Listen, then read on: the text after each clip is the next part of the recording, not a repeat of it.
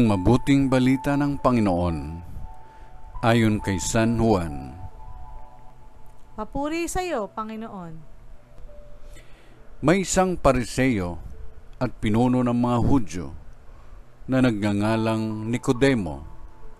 Isang gabi, siya'y nagsadya kay Jesus.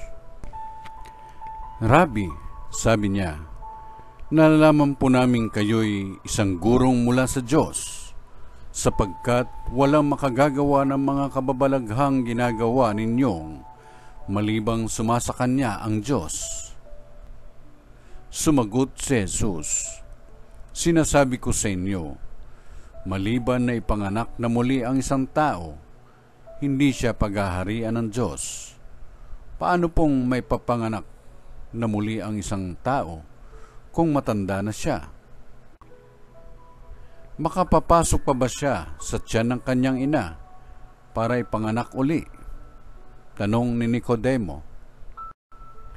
Sinasabi ko sa inyo, ani Jesus, maliban na ang tao'y ipanganak sa tubig at sa Espiritu, hindi siya paghaharian ng Diyos. Ang ipinanganak sa laman ay laman, at ang ipinanganak sa Espiritu ay Espiritu. Huwag kayong magtaka sa sinabi ko sa inyo, lahat ay kailangan ipanganak na muli.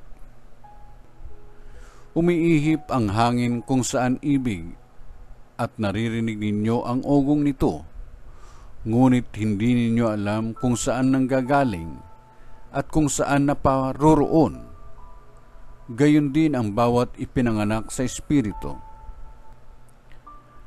Ang mabuting balita ng Panginoon. Pinupuri ka namin, Panginoong Jesucristo.